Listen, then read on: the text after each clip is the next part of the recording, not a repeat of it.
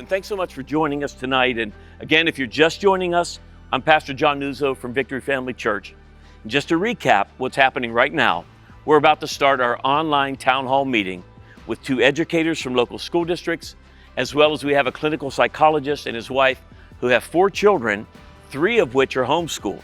So if you have questions you'd like us to address, please put those in the comments. Really, please do that now, because we're going to focus on that tonight, because we really do want to hear from you. So I'm going to invite our panel to come in here, and they're going to join me. Come on in, guys, and thank you so much for taking the time to be with us. And again, thank you for those of you joining us right now on Facebook Live, as well as our website. Wow, Pastor Matt Gates is watching.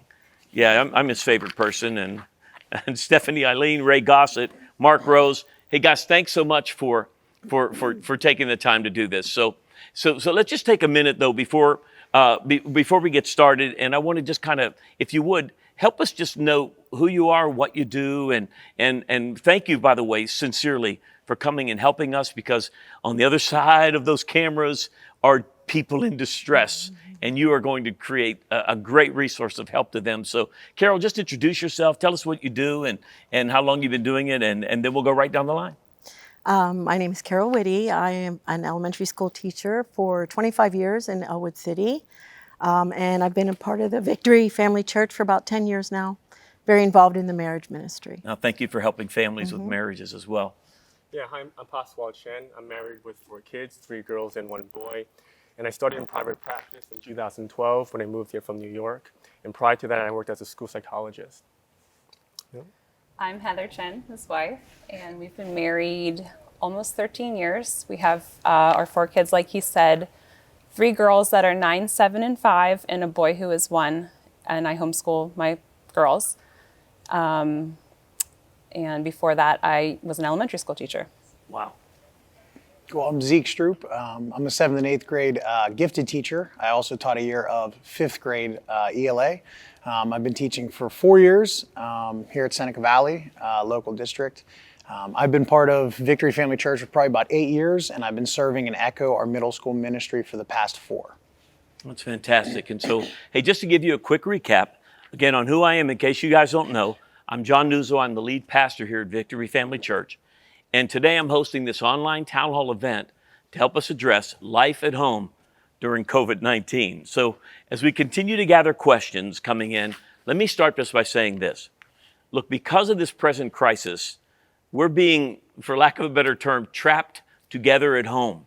And for some of us, we're okay with that. Others, this is new to you. And there's so much more opportunity for conflict. And so what we want to talk about is, one of the things is how do you successfully navigate that? Right now, there's a 50% rise in requests for appointments with divorce lawyers in New York City during this quarantine.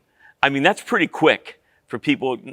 I mean, the fuses are pretty short if within a few weeks people are calling divorce lawyers. So we're going to start tonight with Dr. CHEN, who's a clinical psychologist. And so Dr. CHEN, how can families stay grounded? How can they stay connected during this crisis? Yeah, 3 things come to mind. The first thing is really just Thanksgiving, right?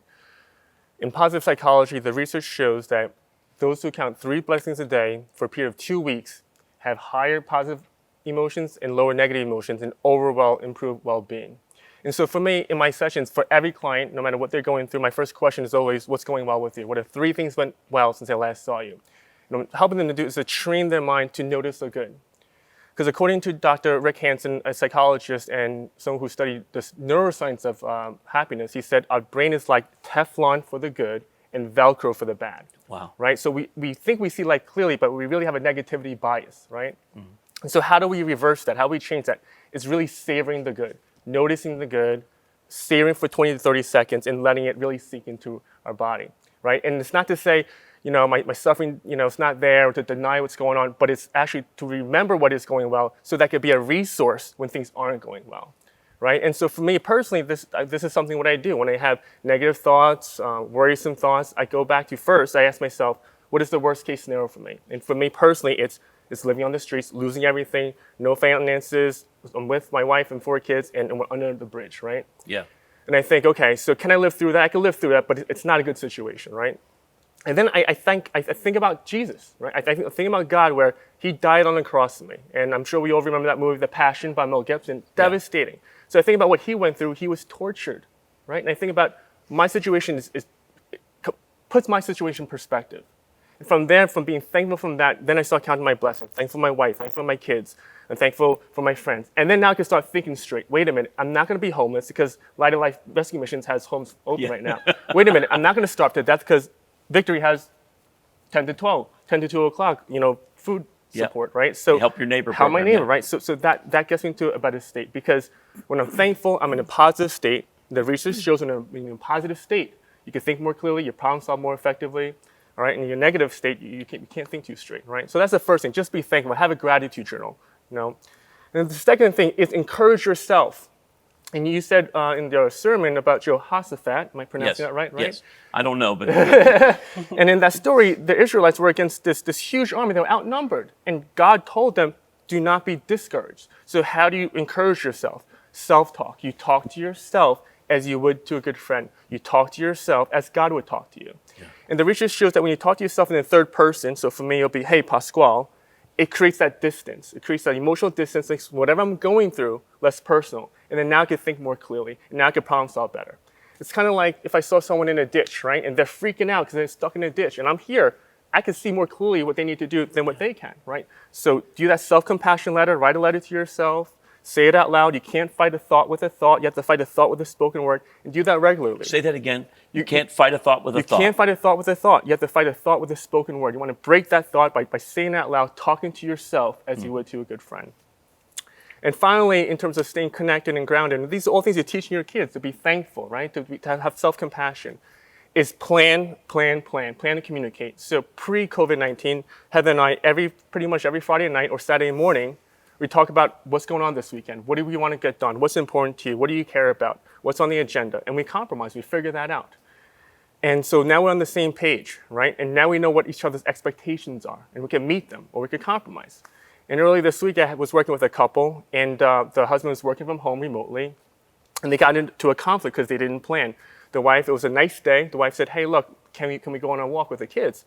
And he got annoyed. He got frustrated. He's thinking, like, I'm working. I can't do that. Like, you're being disrespectful by even asking me that. Like, what are you thinking? And he felt conflicted because he wanted to, right? But then he couldn't.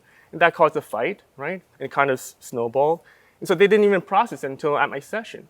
And from her perspective, she was thinking, hey, look, maybe you could take a 2-hour lunch and just make it up in the back end by working a bit later. But she never communicated that, right? And he never communicated his situation, right? So again, I really suggest families to get your kids involved, tell them what you expect from them, get them in terms of what they want to see the next day, and just communicate that so they can set yourself up for success. Thank you, because the amount of stress in homes right now is palpable. And I'm sure for a lot of people right now, they already had relationships that were in distress.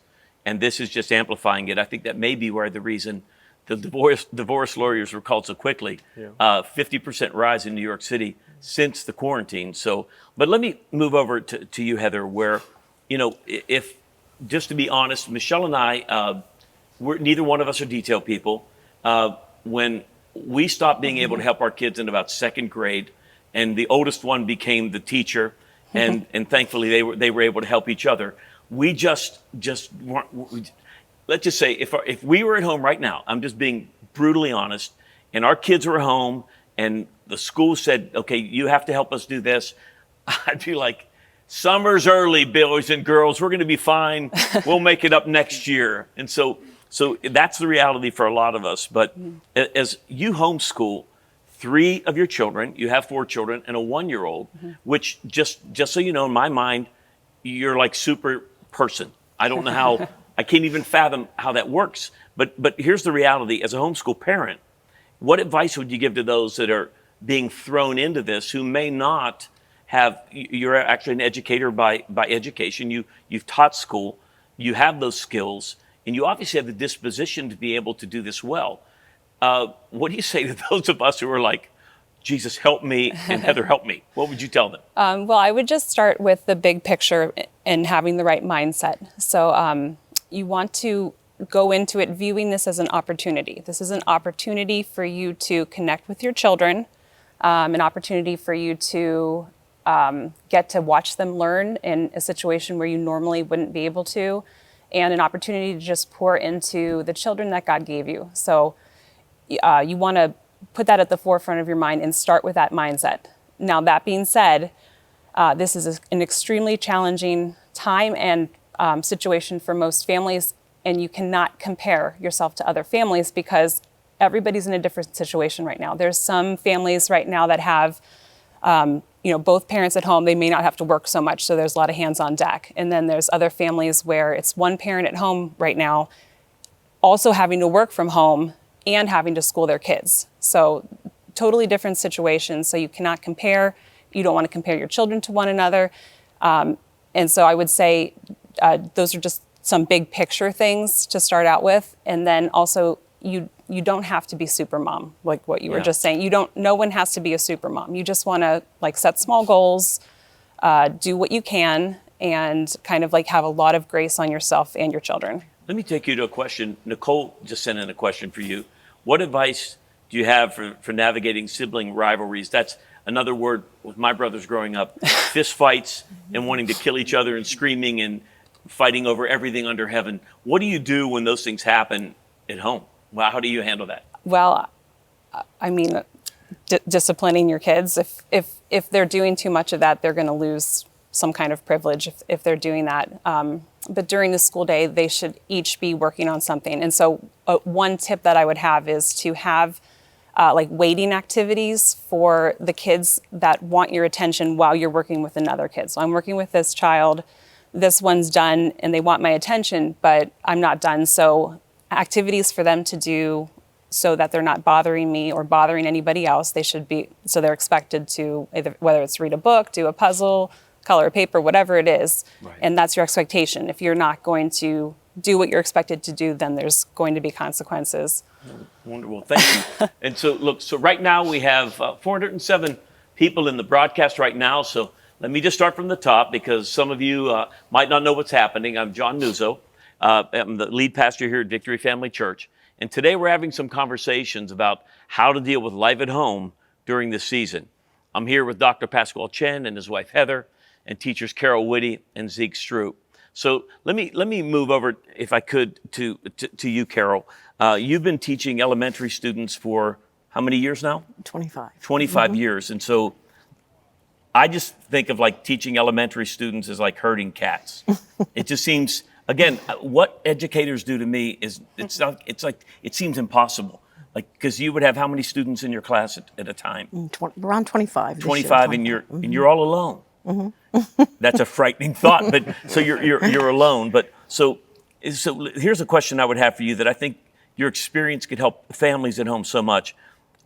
How are you just engaging your students right now? Because you're educating them, I assume, remotely. But what advice would you give to parents to help them handle the stress of educating their elementary student? Because as I asked Heather, she has three children of educating age, and that's a lot of conflict. You've had 25, so you got some skill. So walk us through how you're engaging your students, and how would you help parents to just deal with the stress of educating their kids when they've just been thrown into this?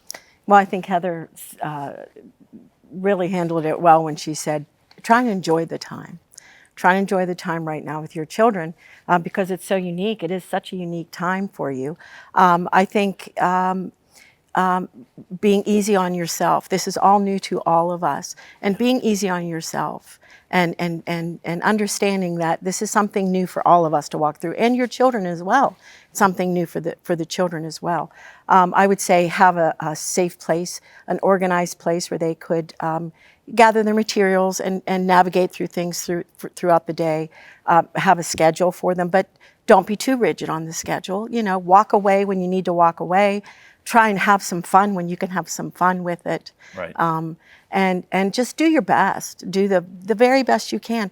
We're all very understanding about this. It's all a new time for us. And so as the thought of somebody at home, they have elementary students, they don't know quite what to do, but the school, I assume, you're giving some structure from the school, yes. And most schools are giving that. Mm-hmm. And so is it as simple as just following the structure and putting it into place? Or what do you do when, 'cause I have to be honest, if my parents were homeschooling me, it would have been a nightmare because I had the attention span of a gnat, particularly when I was a kid. So you deal with that every day. So how would you help somebody handle that? Well, we're trying to follow as long as best we can what the children are used to.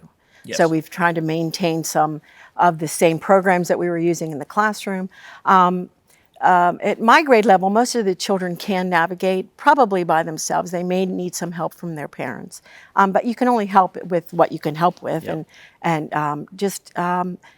We've put things out there that we try to make easy for everybody to understand, to read, to follow the directions. So parents may need help in that way, helping with directions and things like that. Amanda asked this question because a lot of people are single parents today. And if you're a single parent that you're both working from home and navigating this, it's obviously going to be very difficult. And there is no perfect way to do the impossible. Right. I understand that. But what would you say to that person to kind of lower the temperature for their expectation maybe? For a single parent? Yeah, for a single parent that's working from home and homeschooling their kids, and what would you say to that person? Well, I think scheduling is probably the best thing to kind of minimize the stress. Try to schedule as best you can and fit into that schedule what you can do. Try not to be so rigid. I mean, like I said, you can only do what you can do, and you can only try your very, very best. And, at that point, you've got to be easy on yourself. Well, thank you. Education's obviously critically important, but these next 2-3 months of our children's lives, because my kids are older, it won't change the rest of their life, whether you do this perfectly or poorly. Exactly. And so, but that aside, we're not asking you to do it poorly. We're trying to help you do it well. Right, exactly. But Zeke, you're a middle school teacher, and most middle school students can sleep. They want to get up at the crack of noon. And so that's got to be unique, getting them out of the bed of the home. But so what would you say to parents as a middle school teacher? And I know you deal primarily with gifted students, of which I would not have been in your class either, but that's okay. I'm going to talk to Dr. Chen later about my feelings about that, but that's okay. So what advice would you give parents, and how are you engaging the students navigating online school and middle school kids? I mean, come on, they at every age, but middle school, man, they can just live on this phone. So how would you help parents navigate that? I think the most important thing is that kids in middle school are extremely in tune with your emotions. So the way we enter the class every day really sets a tone for the entire class. And that's at every level, but especially middle school. Come in positive. If we come in stressed out and anxiety filled, our kids are going to replicate that. If we come in positive and encouraging, our kids are going to be ready to tackle whatever challenge comes their way. So my first thing in the very beginning is patience. Patience for yourself and patience for your kids. You're spending a lot more time right now with your kids than you probably ever do, because even in the summer you're working. So you're thrown in with your kids all day, every day, while trying to do something you're not used to, and they're doing something you're not used to. We don't expect you to do it perfectly as an educator. Give yourself that pass to take a minute, and before you get frustrated, just take a break. As they talked about scheduling, I think that's one of the most important things right now. Help your kids set a schedule. Get up, not at noon, but maybe at 9 or 8:30, and get working, and help them sit down, map out what they need to do. Because what I'm hearing from my kids is not that the material's so hard. It's just that figuring out what they need to do when is the hard part. Right. So they said if parents, especially middle school, if you can help your kids map that out and then give them some space, but check in on them too. Make sure they're not doing nothing. And build in fun. Think about it. Our normal days have, especially middle school, you have all kind of specials. You have lunch. They have time in between classes. Build that in. Maybe ask your kid to cook lunch with them. Teach them that lesson. Have some personal time just to talk as well. Well, thank you. It's I had the opportunity to be with John Maxwell. I went pheasant hunting with him this summer, and that was a kick. And so he's one of the foremost leaders or I should say experts on leadership in the world. And he said something when we were all together, because John's in his 70s. He said, one of the things I want to encourage every one of you to do, create experiences. He said, your life goes way too fast. Right now, I would say to every parent watching this, every person watching this, there are experiences that we can create that will be memorable. And I really want to encourage all of us to be very intentional about doing that. And so look, as you guys keep the questions coming in, I again want to let everybody know, if you just jumped on, my name is John Nuzzo. I'm the pastor here at Victory Family Church. I'm here with 2 teachers from our local school districts, as well as Dr. Pasquale CHEN and his wife Heather, to talk about how to adapt to life at home during this pandemic. So we're going to take a moment now and address some of the questions that you've been sending to us online. And so, Pasquale, Paul Peterson, and by the way, Paul, we love you. Paul is a pastor who used to go here and was a pastor here, and now he's a pastor at a church in Victory Church in the middle of the state. He's one of their campus pastors. We miss you and Patty so much. But Paul, and this is really such an important question because actually I'm dealing with this. Advice for families dealing with aging parents that they can't see during this season, especially those, now this isn't my situation, if they're dealing with end-of-life issues. Now, my mom is 85. She lives 3 miles from me, but we're distancing and we're trying to give her that space. And it's just not normal. So how would you help the person having to be absent from their parent they're maybe caring for, but then how would you help that parent that's isolated? In my mom's case, she's a widow. How would you help that? That is a devastating situation, and there's no real good answer for that, except for kind of going back to what I shared last time, which is you have to focus on what you can control. And from a spiritual perspective, it's the worst case scenario, which is horrible, right? And I had a client come in where they said my grandma died alone because of COVID-19, right? And it's devastating. But from a Christian perspective, you go back to, all right, like, pray, thanks be to God, assuming that person is heaven bound. That person's heaven bound, right? And you do what you can to get creative, whether it's connecting with the nurses, so you know what's going on there, FaceTime if it's all possible, right? Phone calls, and it's not the same. And you have to kind of accept, okay, like this is where we are right now, and you want to acknowledge that pain, right? Yeah. So when I talked about before about being thankful, about self-compassion, it's not denying the pain. You have to acknowledge it. You have to face it. And God says, cast your burdens unto me. Doesn't mean they don't exist. You have to first acknowledge I have the burden, and then you give it to the Lord, right? And so that's what kind of stands out to me. Well, thank you so much. Zeke, someone asked this, Stephanie, I believe Steph asked this, can you provide tips for teenagers at home? What are some of the things that you would tell them to do right now to help them kind of get through the school day without making their parents wish they were not in the house with them at the moment? Again, if you can build in fun, I think that's everything. That's really how you build that relationship. The first few weeks of school is really building relationships. Now, you obviously have a relationship with your kid, but not this teacher-student relationship. We know most of our kids will listen to everyone before they'll listen to their parents. So if you can start building in those relaxed settings, that kind of relationship, you might build something now that'll last forever. If you think about that's an opportunity to rewrite that relationship with your kids to where they're looking forward to spending time with you and learning. So, if it's going for a hike, if it's going for a walk, if it's cooking, if it's whatever, break that time up to where it's not just that stress of do your work, and they're not because they're bored. So I think give that break. So if I can ask this question of you all, one of my nephews a while back was having difficulty going to school. And this was years ago, and I said, well, I'll pick him up and take him to breakfast and drop him off at school. He really was having anxiety about it. So we were at Eaton Park, and we can't go to restaurants now, but we had tater tots. And I said, let's take the tater tots with us. We'll drive around the parking lot and you can throw them at cars. And so he did that, and it really broke the ice. And when we got to school, we went around the school lot. We threw them at cars as well. There wasn't ketchup on them or anything, so it wasn't, the birds would eat them. It was environmentally safe, but that kind of worked. And he was able to, so I distracted him a little bit. I just thought I'd bring a little levity to realize that some of you are very glad that you don't have insane people in your home like me. So that's a good thing. And so let me, if I could, Carol, Beth Ann Robinson Young asked this question.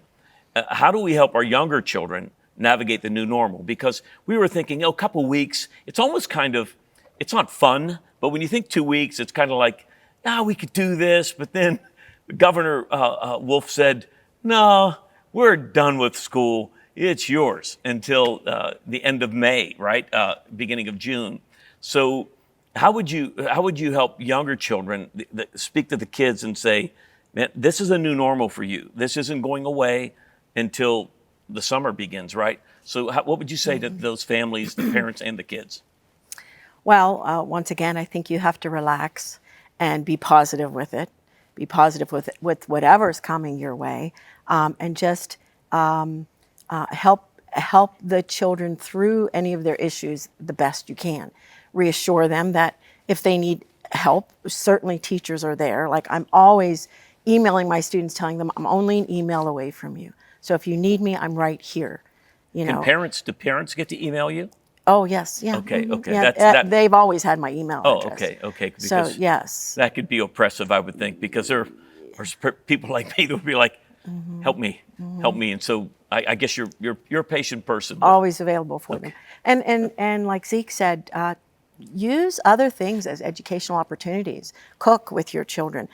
Make them read the directions when if you are cooking or doing something, let them read the directions with you. Use those kinds of opportunities that you're not going to see in a normal classroom, because it's not normal school right now.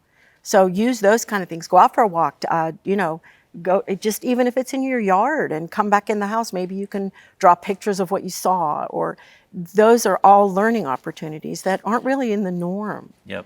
But, can be very useful for Thank you. kids. As Heather, I have a question for you that came in from Melissa Davis, but before I just want to mention, encourage people that, Dr. Chen mentioned about being thankful. For many people watching this right now that have the stress of having children at home, there are people that would give anything to be in your stressful situation. There are people who have lost their children, people who aren't able to be with their children because of divorce. There's people that are in situations where they aren't able to have children right now. And there's a lot of people that would give anything for what you're considering a problem. And the older you get, at my age, I look back and I realize, man, I would love to go back. And if I would look at this right now at my age, going back and say, hey, let's take advantage of this. Where at the time I would have just been overwhelmed. So try to put some perspective to it. But Heather, Kisha asked this question. She said, we have 4 children in 4 different grades. How do we manage school time so that our children maintain a good education and my husband and I maintain our sanity? Okay, yeah, so a couple things. Have a schedule that everyone can see and that you stick to, either loosely, doesn't matter if it changes, but have it posted so that everyone knows the expectations. And you want to have activities for each child to do if they're waiting, like I said. But you also can do a checklist for each child where they have all of their tasks down, and then that can empower them to feel good when they check it off. But that can help them kind of have their own thing. And then, when I homeschool my kids, I kind of sit with this one, I get them set up, I go to the other. So you are kind of going around like that, and that's just how it is. And then, along with building fun in, you can have time where you do things all together. Okay. Like reading, obviously, research says is fantastic, including read alouds, even for older kids. So you can take all your kids of all ages, like sit them in the living room and get a great read aloud book and just read to them. They can just sit on the couch comfortable in their blankets, or they can draw while you're reading. But that's like, if you're doing that, something like that, that's fantastic. So even like change the environment. Yes. If it's warm outside, go outside. Yes. Lay on a blanket, read a book together. So break it up, basically. Break it up, yeah. You can sit and do a puzzle together as a family and listen to classical music and have tea and cookies, like something like that. It would just be like building in fun to break it up. Oh, and another tip is you should put your cell phone away. Okay. Yeah, if you're sitting on your cell phone checking the news and doing social media, that's just not going to be the best thing for, time with your kids. Let me bring up the cell phone issue, because that's the elephant in the room for most families, particularly those who have not developed the disciplines as a homeschool parent as to those not being in their hand. This has become an extra appendage in not just children's lives, adults' lives, right? And you rarely, often you see people, this is just a part of their hand.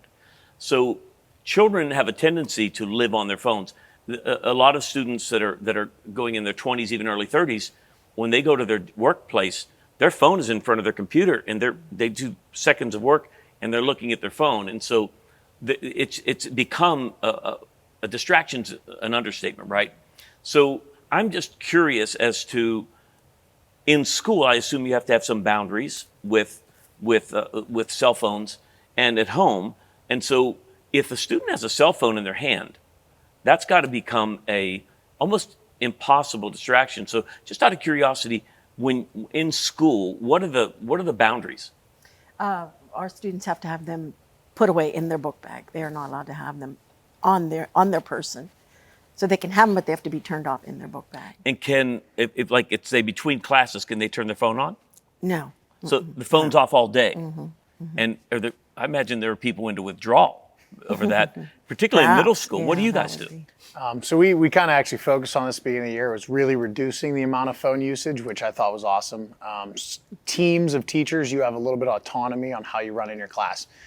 Because the clientele I work with, I trust them and they keep it in their pocket. But if we need something researched really quickly, instead of getting out their laptop, I do let them bring their phone out. But it'll be one kid doing it very quickly. Because again, I think building that the social skills of being able to talk and not be on there is huge. So that's kind of how it is. We've really reduced it this year, and I think it's had great effect. Well, would you all agree then, Heather, as well? Let me ask you, would you say that during the educational time, the phones are gone? Yeah. I'm imagining for some I mean, families. unless you have to work on your phone. Like Okay, in this situation, obviously, there's going to be some exceptions, but Okay, I imagine that's got to be producing some battles. at least for some time. Yeah, for at home. But Dr. Chen, let me bring you to a question that I think a lot of people are facing right now. Mitch Gore wrote in and asked this. He said, "What would you say?" And I believe Mitch is a senior in high school, so this is specific something he's dealing with. What would you say to console seniors who are most likely going to miss major events in their last year, like prom, graduation, even? At least the traditional form of a graduation, and it's changing everything for them. So what would you say to a senior in high school as to how to process that? Well, first, the thing is just you have to recognize you're not alone, right? This is all of your other classmates are experiencing the same thing. Just recognize you're not alone in this suffering, in this situation. And then from there, you do your best to get creative, right? I've seen people have virtual birthday parties, and I've seen people, just get really creative with the technology at this time. But it is a loss, and you have to mourn that loss. It's sad, right? And you can't do anything about that. And you as a Christian, you pray, that changes will be made. But then you do what you can to just get creative, stay connected as best as you can. And it is hard. People who are extroverted and they're confined to their house, it's really tough, right? They're feeling depressed because they're not getting that being energized by being around people. Yeah. And so, that is a tough situation, but you do what you can to get creative, and you recognize that you're not alone in the situation. And you go back to what I said earlier, which is Thanksgiving. Yeah. Which is Thanksgiving. Interestingly, you bring up the Thanksgiving part. I saw something that was written by an older man that because a lot of students, just like Mitch, were saying, "Man, this is terrible. I'm missing my senior year. This is terrible. I hate this." Yeah. And he said, we're missing a senior trip. Yeah. And he wrote, and it was very interesting, and he was kind of being funny, but you could tell he was serious. Yeah. He said, "Well, look," he said, "get over it. My senior trip was to Vietnam, Yeah.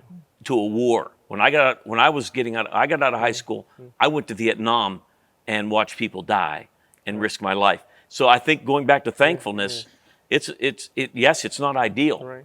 but there are a lot of people and what things going on around the world. I have friends around the world. Right now, India has a low incident rate as far as what's been recorded, but things are happening right now in India that could turn India into one of the most unimaginable nightmares, something to rival, without the intervention of God, the 1918 epidemic. So I do think there's a gratefulness that we should all have that, man, this really could be much, much, much different. And so one other question, Dr. Chen, that Miriam asked, and I think this is a very important question because this is true for a lot of people, but particularly for people like Miriam.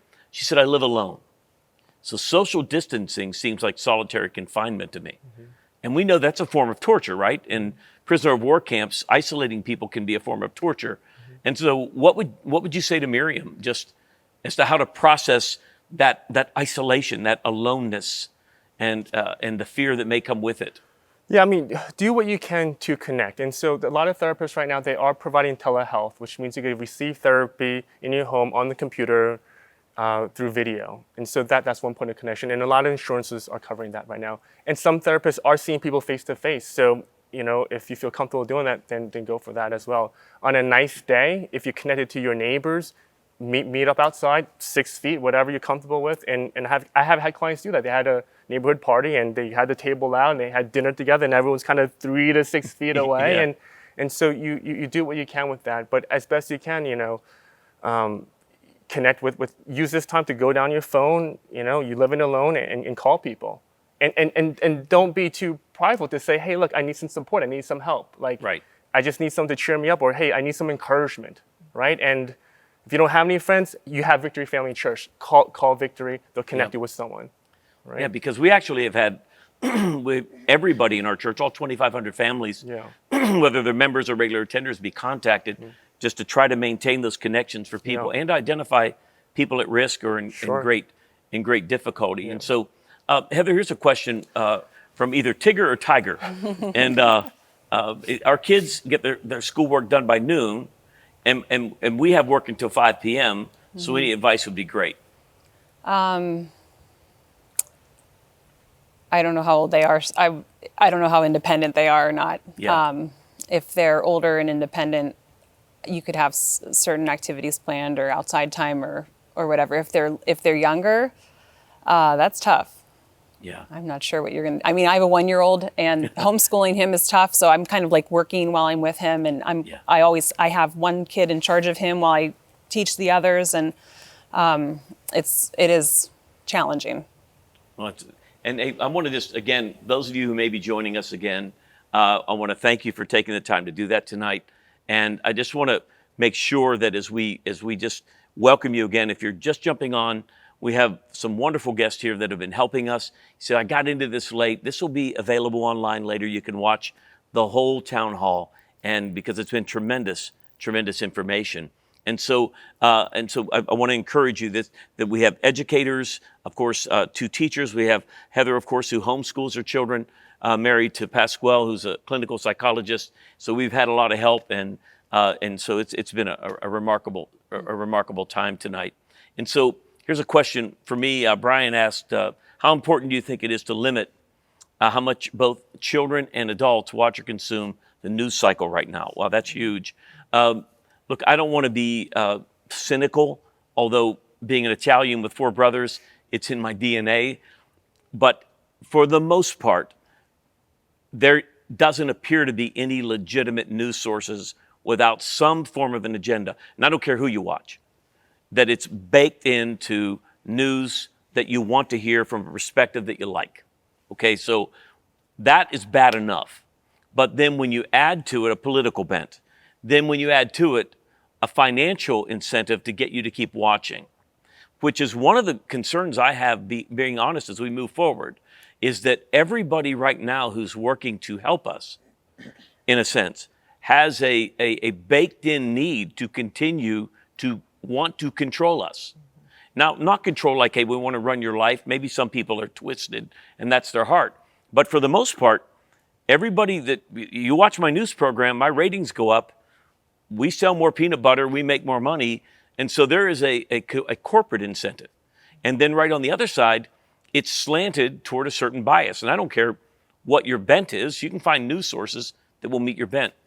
So I would suggest for people is that there is something called good news that the scripture talks about. It's who God says you are. It's who God says what belongs to you. It's his kindness, his goodness, how to actually think beyond living for you.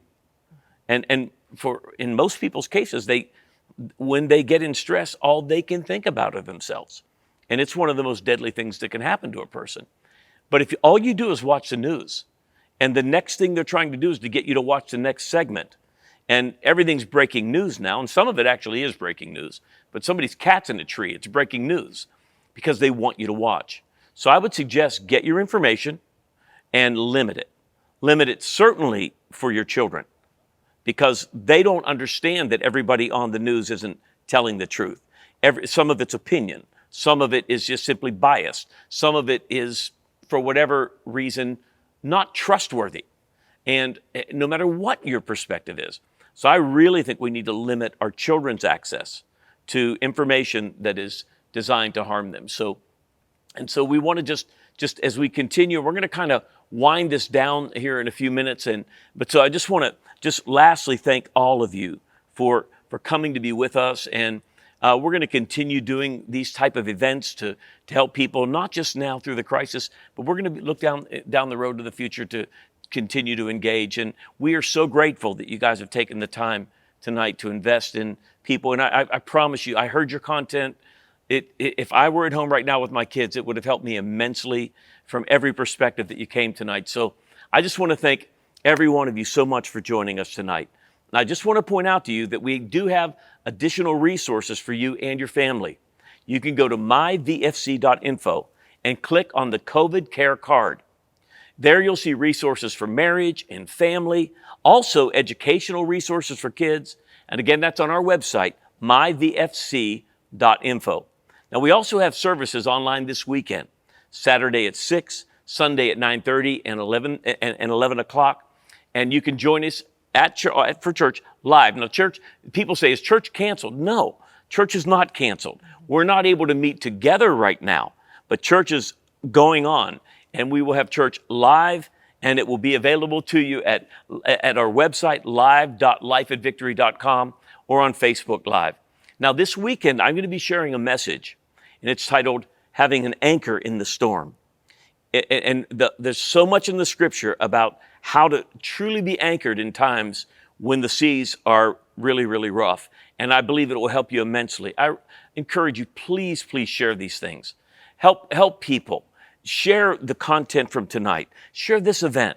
Share with people the fact that they can hear a message this weekend of hope and strength and faith to help them walk with God in a way that will enable them to be able to walk through this victoriously and not just be trapped in the confines of fear.